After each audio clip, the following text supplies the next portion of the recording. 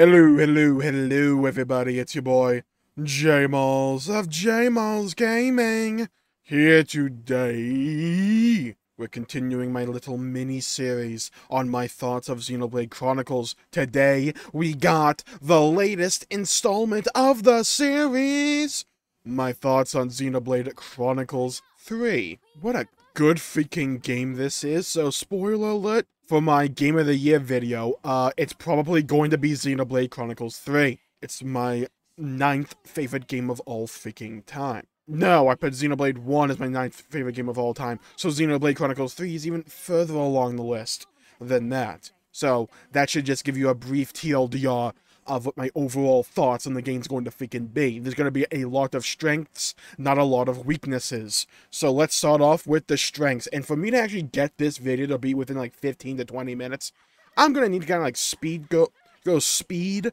I am the freaking speed through a lot of these points, so bear with me. Now, I've mentioned some of these previous points in previous videos, but still, it bears repeating. Xenoblade 3 takes what was good about Xenoblade 1, X, and 2, it keeps the good, and it removes the bad, or it fixes the bad. Xenoblade 3 is one of the best examples in modern day gaming of what it means to be a good sequel. It learns from the past, keeps the good stuff, removes the bad, and iterates on the good to make it even more endearing, more engaging, more fun, more enjoyable, more emotional. More. That's Xenoblade 3. And let's start off with the combat. By far, when I saw those trailers, the biggest thing I was interested in is the fact you can swap characters. Thank God, that was always the biggest pet peeve I had with the series up to this point. Because I like playing as everybody. I do. It helps me feel more engaged, more related with these characters. And with 3, you're just allowed to play as anyone. It makes me care about each character just a little bit more, since I'm not limited in each encounter to only one character. It makes me care more about their build, how they play as, what synergies do I have amongst the party. It's not just about building one character to really play with and have everyone else just be there for kind of support. No. Xenoblade 3, you can control everybody, and I absolutely adore this change. It lets me feel and take part in the various synergies between the various characters and classes. I'm no longer just building a character for me to play and making that character fun. I'm building 6 to play and to make them all fun. Now, while this may be seen as a negative for a lot of people, each class may be less in-depth than their previous Xenoblade counterpart. Because if you take, say, the character of Rex or Zeke, for instance, and then you compare that to a single class you have in Xenoblade 3, it's night and day. There's way more complexity to the builds you can have for each character in Xenoblade 2, but that kind of makes sense because you're only controlling that one character in any given combat scenario. In Xenoblade 3, you're controlling 6, so by making each class a little bit more simple, a little bit more streamlined, what you can really end up doing is using all those characters, using them all effectively, and having all their individual intricacies and complexities add up, and what you end up with is something very fun and engaging and rewarding when you pull it off correctly, when all these characters, all these cogs in the machine, are spinning and churning correctly and with each other, and make something greater than the soul of their parts. By playing all 6 different possible classes together, they're more fun than if you're just playing as the one class. It makes each class feel better to play because you can get benefits from the other characters from the other classes that makes the experience on that class more fun and rewarding. Because what Xenoblade 3 gets so right, and it does it so well, is the customization. You have multiple arts for each class, so even then, within each class, you have a bunch of different possibilities, a lot of different options. Because you have you have 5 different arts, you choose 3. The order you put them in compared to the master arts that you have from the other classes that character has played and leveled. You can mix and match to make fusion arts. That's another layer of complexity right there. So even the order in which they are on the gamepad matters. That gives you different effects, which is fun for complexity. It's just fun. You don't need to min-max it for the game. But if you're like me and you find those synergies, that level of intricacy fun and rewarding, The game rewards you for thinking like that, for trying to min-max, and I appreciate that. So, not only that, but you have regular skills, which are your passives. You have master skills, which are passives that you can take over from other classes based upon what that character has played before. It is so simple, but it is so rewarding. Having all the time you spent putting that work in for all these other classes to feel rewarding and useful, because you can use those skills, those abilities for the next class, so you have even more options at your disposal. It's a beautiful flow, a beautiful cycle that this game's overall combat has. Because the combat is very simple, but due to its customizability, it becomes so engaging and enjoyable. You are constantly trying out different classes, mixing and matching master arts and skills with the arts and skills that you have on that class, that you have with other characters in your party. You can really make these classes your own, and craft your own playstyle. It's what Xenoblade has always done so well, but they just took it a step further with Xenoblade 3, with the character swap mechanic. Because it does far more than just let you play as a different character. It changes how you approach combat. It changes how you approach these synergies, and it makes it more fun and enjoyable for me. And then you take all of that, and the reason it works so well is because of the hero system. It is a brilliant iteration mechanically of the blade system from Xenoblade 2. You have a swath of characters that you can unlock through various quests that gives you access to new classes that you slowly unlock for other characters by just playing the game and using them. It produces this revolving door of a cyclical cycle while playing through the game, where you are constantly getting new classes, using them to unlock on other characters, and then unlocking a new class to start the cycle all over again. Because there's this little beautiful way that the game gives you the class, right? You'll do the quest, and normally a particular party member will have a certain affinity with the hero you are unlocking in the story. And at the end, they'll become the inheritor of that class. So if you really want to speed it up and you want to unlock that class on other characters, what you can do is have that character play as that class while also having that hero in your party, so you're generating twice as much CP and also allowing you to unlock it on other characters faster than if you're just using the hero or the party member. But if it's a class you don't really care about all that much, which is down to personal preference and taste, and you're like, you know what, I'm not in a rush to unlock this, you can just keep it on that one character or keep it on the hero, and use the other characters, the other slots in your party, for other classes to unlock for the other characters. There is so much player agency in the hero system that it keeps it fresh and engaging, especially the gameplay, because these classes are unlocked often enough and in a sufficient quantity where the variety in playstyles and combat is always maintained. You always have something you can do, something you can unlock, something you can strive for, that it is always fun. It never feels like too much of a grind unless you're over leveled. It nails the pacing, in my opinion, where it's not too fast, but it's not too slow either. And not only that, but story-wise, the hero system is brilliant again. Why? In Xenoblade 2, a lot of the blades that you unlocked came from a gacha system, and then afterwards, you would partake in a heart-to-heart or a quest line involving that character to expand their repertoire of skills or passives. But in Xenoblade 3, they changed the order.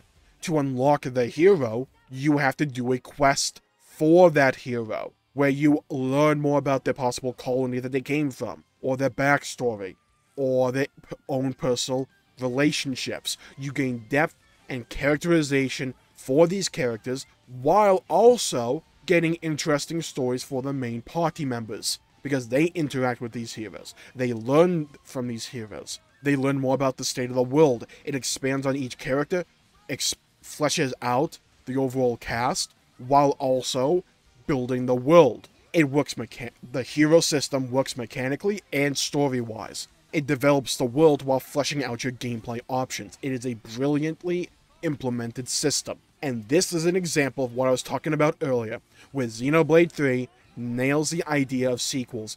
Iterate upon what did good, remove the bad, which was the gacha system, keep the good, and iterate on it. It makes the world feel fuller, the cast more expansive and engaging, while also being very fun for your gameplay. It's a beautiful system. And on top of all of that, you have Interlink, where you turn into these giant Ouroboros forms, where two party members DBZ fusion into a really powerful form based on either DPS, healing, or tanking. These are super useful, and it's also fun. It's fun just managing them, because again, it goes back to decision making and player agency. Oh, in this situation, I'm taking a bunch of damage right now. Let me fuse Tyon and Uni into a super strong healer, so I can heal through it. Oh, wait a minute, there's too many enemies. Or the boss is doing too much damage with its autos. Here's what I can do. Let me fuse Lance and Senna into a Giga Chad tank to take aggro and buy me time to heal up the rest of my party, or whittle down the enemy's numbers, or apply various status effects on the boss, so it's more manageable for the rest of my party. What the Ouroboros interlink system is that what it is additional options and tools in the player's repertoire that they can use when they need it. It is a resource with limited time that can come in clutch or possibly screw you over if you fuse the wrong characters. Like say you fuse Lance and Senna, who were your healers, so now you have no one to heal. And the beauty of the interlink system, in my opinion, is that it's not just an I win button. It's something that you manage and you plan around. And that's what makes it interesting, rewarding, and engaging. It's not just a matter of making you strictly stronger. It adds to your strategies. It adds to what you need to manage. It's player agency done right, in my opinion. And you take all of that really fun and rewarding and customizable gameplay, and you tack on one of the best stories in gaming, in my opinion. Another Xenoblade game with phenomenal villains and incredible, lovable main characters. You have there's no spoilers here, so don't worry. Gripping emotional scenes intermixed with bouts of levity, comedy, and really heartwarming scenes as these characters find out what it means to be human. A really powerful overall message that is brilliantly told and developed. And I've talked about the music before in Xenoblade 3, but it adds to each scene. It's like a maestro controlling the tempo of each scene and the emotional impact of each scene. It adds to the story. It's not a distraction. And having all these various components working together to create a cohesive whole that makes the experience feel worth it and fun and rewarding, and that you want to maintain your engagement with, that is the hallmark of a great Xenoblade game. And also, the world is really fun to explore, and it's vast.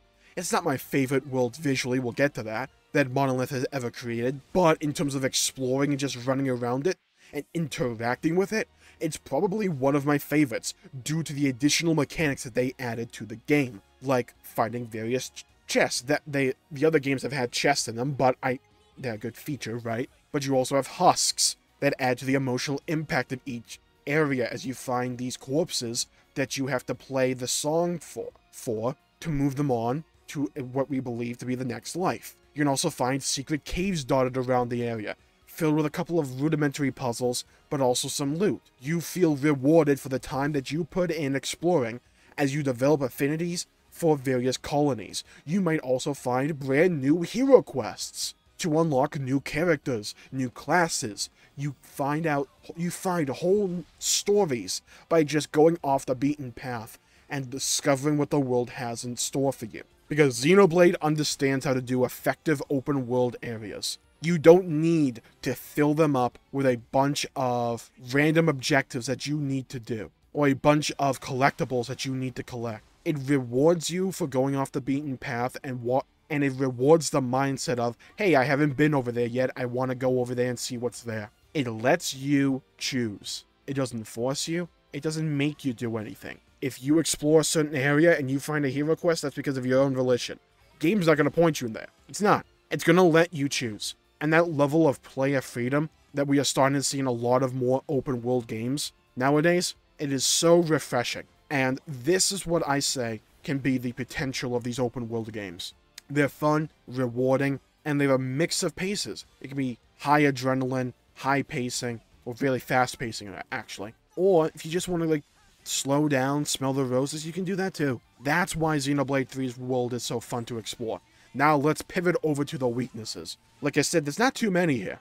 I mentioned this before, like I was just talking about it, but I think the world is a little bit too dialed down in terms of visuals compared to 1, 2, and X. It's still beautiful and has its moments, absolutely. It's just I never really got that moment of seeing Gormod in all of its splendor for the first time, or Satoral Marsh, or the desert of Xenoblade X, where they felt larger than life. You never really get that in Xenoblade 3. You do it a couple of places, right? Like, the one key visual is the freaking box art, let's be honest, of the Orion Titan and the Mechonis sword. And that's especially true when you get closer to it, and you just see how large and imposing they are. It's a beautiful location to see. It's just, I kind of wish we had a few more areas like that, right? But what makes Xenoblade 3's world so interesting is exploring it instead of just looking at it. It definitely has its vistas, and is still a beautiful world filled to the brim with references to previous installments. It's just not as larger than life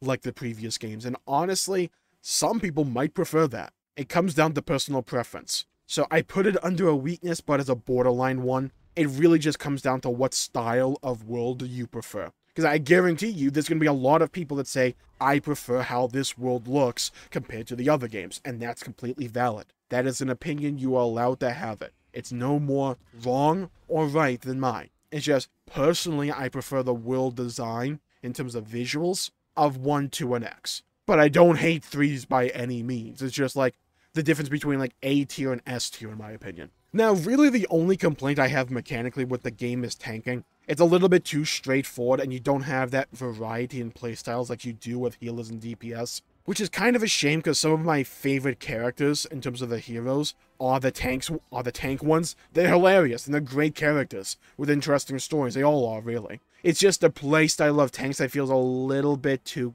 safe, where most of the time it's like, hey, press this to get aggro. Press this if you have aggro to do like more damage. Or you might get a stance that increases your blocking or reduces your damage. It's just kind of mechanically simplistic compared to everything else you have. Like, there's no signifier or machine assassin for tanking, right?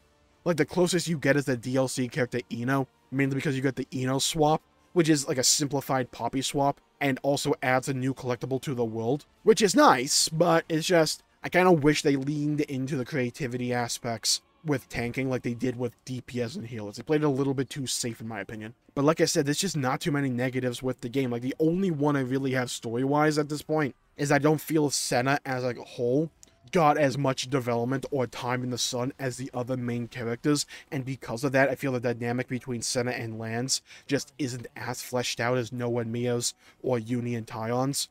So I would have appreciated a little bit more in that regard. But I don't think she's a bad character or anything. She's just like, I kind of wish I got a little bit more from her, you know? And if you had asked me right after I beat the game, I'd probably have said the ending was a big weakness, but honestly, over time, just thinking about it more and becoming convinced that this... I'm also, at this point, convinced we're getting a follow-up to Xenoblade 3 at some point, probably with Xenoblade 4.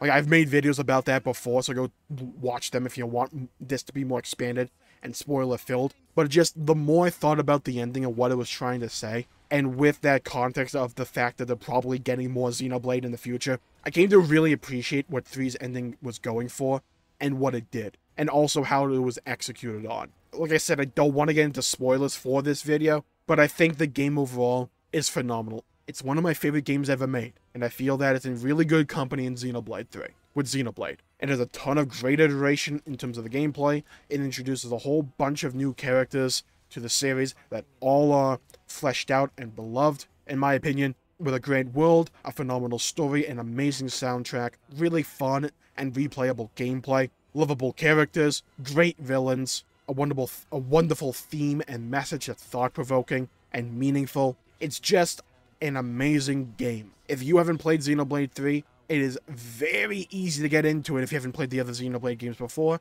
and if you have played the other Xenoblade games before, it's really rewarding in that respect. It was a hard balance that they struck here, but they really did. It's new player friendly, and also rewarding for veteran players of Xenoblade. So I'm going to call the video there for the day. Thank you all for tuning in. My pleasure making the video. If you enjoyed it, please leave a like and subscribe. It really helps the channel out and helps support future content, and let me know in the comments down below your thoughts, your opinions on Xenoblade Chronicles 3. Did you like it? Did you not like it? Have you played it? Have you not played it? Let me know. I'm interested to hear what you all feel. So thank you all for tuning in. Stay safe out there, everybody. Have a great day, and I'll see you all next time. Bye-bye, everybody.